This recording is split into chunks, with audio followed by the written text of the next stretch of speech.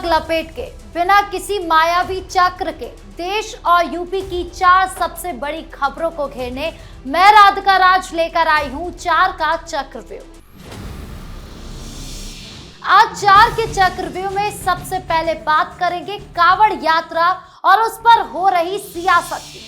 एक तरफ जहां सीएम योगी ने कांवड़ यात्रा को लेकर बिजली विभाग के अधिकारियों को बेहद कड़े निर्देश दिए हैं, वहीं दूसरी तरफ एआईएम नेता शौकत अली ने सीएम योगी के बयान पर पलटवार करते हुए तीखा निशाना साधा। आखिर क्या है बिजली विभाग को मिला कड़ा आदेश और शौकत अली के पलटवार का पूरा सच भी आपको गहराई से बताएंगे। खबरों में आगे बात करेंगे जौहर यूनिवर्सिटी की, जिससे बचाने के लिए सपा का एक भारी भरकम 45 सदस्य का प्रतिनिधि मंडल रामपुर पहुंचा, जिसे लेकर रामपुर पुलिस पूरी तरह अलर्ट मोड पर आ चुकी है। क्या है ये पूरा सियासी संग्राम और प्रशासन की क्या कुछ तैयारी चल रही है, सब कुछ आपको बताएंगे। तीसरी खबर अयोध्या से है, जहां राम मंदिर ट्रस्ट की बैठक के बाद अब संतों की भी बैठक हो रही। इस बैठक में राम मंदिर से जुड़े कई मुद्दों पर चर्चा हुई। क्या कुछ हुआ बैठक में, विस्तार से आपको बताएंगे। 4 के चक्रव्यूह के आखिरी में बात करेंगे पूर्वांचल के चर्चित नेता और सांसद अफजाल अंसारी पर कसे कानूनी शिकंजे की। गाजीपुर में शस्त्र लाइसेंस के गलत इस्तेमाल और नियमों की अनदेखी के मामले में अफजाल अंसारी और 3 अन्य लोगों के खिलाफ एफआईआर दर्ज की गई। आखिर क्या है ये पूरा शस्त्र लाइसेंस मामला और कानून की पकड़ में कैसे आए अफजाल अंसारी, सब कुछ आपको बताएंगे। तो चलिए बिना किसी देरी के शुरू करते हैं 4 का चक्रव्यूह। 4 के चक्रव्यूह की शुरुआत सबसे पहले करेंगे कांवड़ यात्रा को लेकर उत्तर प्रदेश में जारी हलचल और उस पर गरमाई राजनीति से।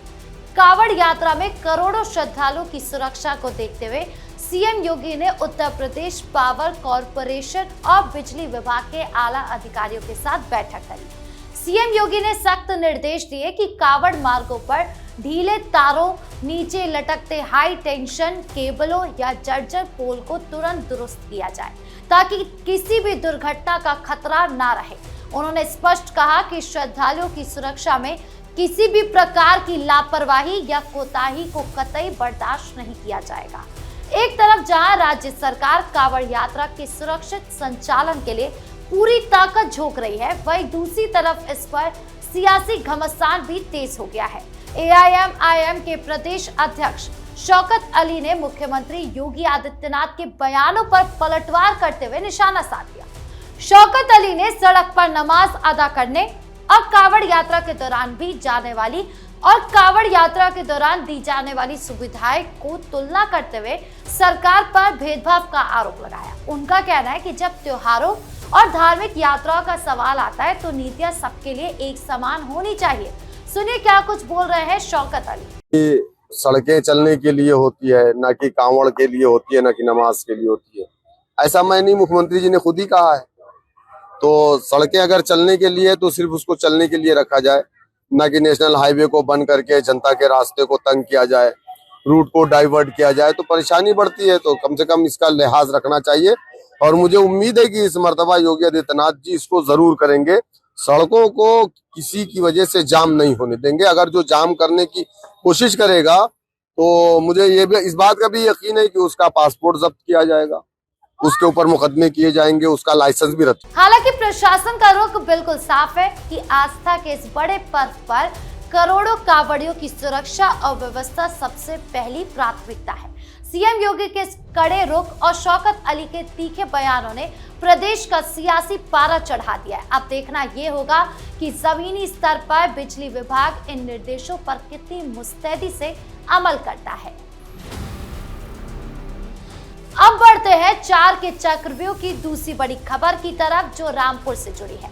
आजम खान और उनके ड्रीम प्रोजेक्ट मोहम्मद अली जौहर यूनिवर्सिटी पर लगातार कसते प्रशासनिक शिकंजे और कानूनी कार्रवाइयों के विरोध में समाजवादी पार्टी ने सीधे तौर पर मोर्चा खोल दिया है।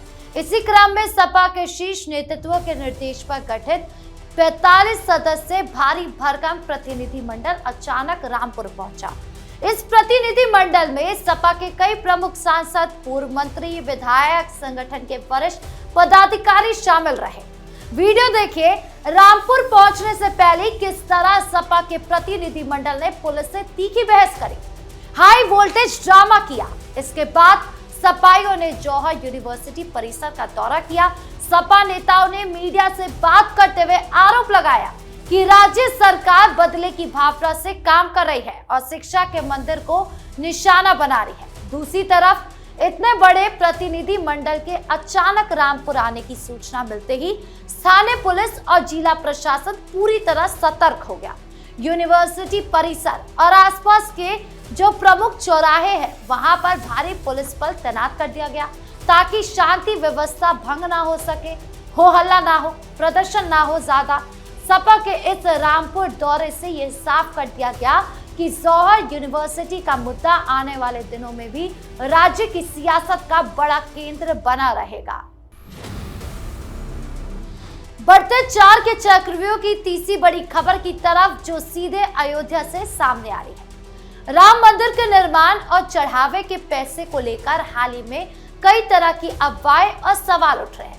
इसी बीच श्रद्धालुओं के मन में भरोसा बनाए रखने के लिए अयोध्या में देश भर के बड़े साधु संतों, अखाड़ों के प्रमुखों की एक बहुत बड़ी बैठक हुई। इस बैठक का मकसद ट्रस्ट के कामकाज को देखना, व्यवस्था को पूरी तरह साफ सुथरा बनाना और राम भक्तों का भरोसा और मजबूत करना था। इस महाजुटान में अयोध्या के प्रमुख संतों के साथ साथ देश के अलग अलग कोने से आए धार्मिक गुरुओं ने भी हिस्सा लिया।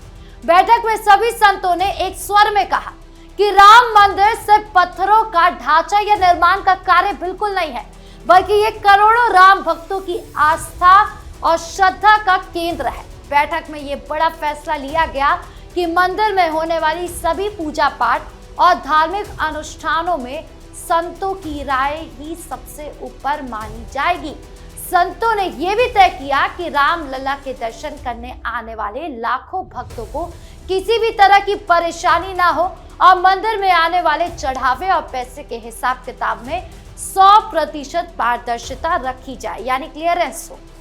बैठक के अंत में संतों ने साफ संदेश दिया कि चाहे कितना भी गलत प्रचार क्यों ना हो जाए, राम भक्तों की आस्था कभी डिगने वाली नहीं है और मंदिर की व्यवस्था को बेहतर बनाने के लिए संत समाज लगातार अपना मार्गदर्शन देता रहेगा।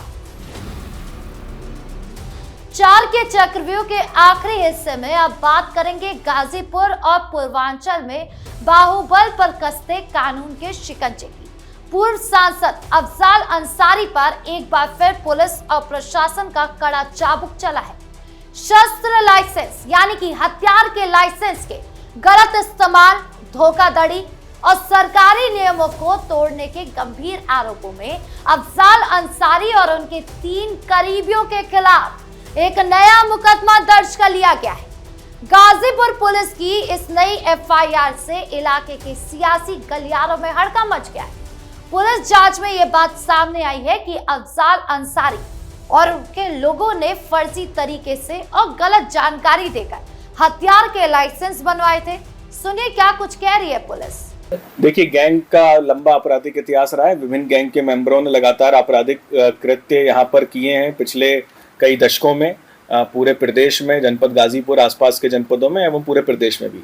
तो ये उन्हीं घटनाओं में संभवतः इन सब का इस्तेमाल किया गया होगा और अपना प्रभाव जमाने के लिए भी अधिक से अधिक असला गैंग ने अपने पास रखे ताकि लोगों पर अपना प्रभाव जमाया जा सके, लोगों को परेशान किया जा सके, उगाही की जा सके, एक्सटॉर्शन की जा सके। तो उसी के क्रम में ये कार्रवाई स्टार्ट हुई है। जैसा कि मैंने आपको बताया, सत्यापन की कार्रवाई हमारी लगभग पूर्ण हो गई है।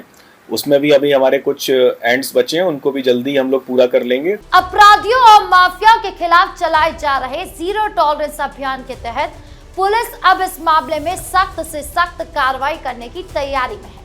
केस दर्ज होने के बाद पुलिस इन लोगों के पास मौजूद हथियारों को जब्त करने और इनके लाइसेंस रद्द करने में जुट गई है। प्रशासन का साफ कहना है कि नाम चाहे कितना भी बड़ा क्यों ना हो, कानून से खिलवाड़ करने वाले किसी भी इंसान को बख्शा नहीं जाएगा। अफजाल अंसारी पर कसे इस नए शिकंजे से एक बार फिर साफ हो गया कि प्रदेश में बाहुबल और खौफ फैलाने वालों के खिलाफ सरकार का कानून का डंडा ऐसे ही चलता रहेगा। तो ये चारों खबरें साफ बताती है कि इस समय उत्तर प्रदेश में कानून व्यवस्था, प्रशासनिक शक्ति और राजनीति के मोर्चे पर कितनी बड़ी हलचल है। एक तरफ कांवड़ यात्रा पर सीएम योगी के कड़े निर्देश और उस पर शौकत अली का पलटवार, और दूसरी तरफ आजम खान की यूनिवर्सिटी को लेकर रामपुर पहुंचा सपा का प्रतिनिधिमंडल। वहीं अयोध्या में संतों के महाजुटान से श्रद्धालुओं के विश्वास को मिली नई मजबूती, और दूसरी तरफ अफजाल अंसारी पर पुलिस का कड़ा शिकंजा। शासन और प्रशासन का संदेश बिल्कुल साफ है, चाहे कोई काम में ढिलाई बरते, कानून हाथ में ले या फिर नियमों को तोड़े, हर हाल में न्याय और कानून ही सबसे ऊपर रहेगा। आपको इस पूरे मामले को लेकर क्या राय है, कमेंट बॉक्स में जरूर बताएं। 4 के चक्रव्यूह में आज के लिए बस इतना ही। धन्यवाद।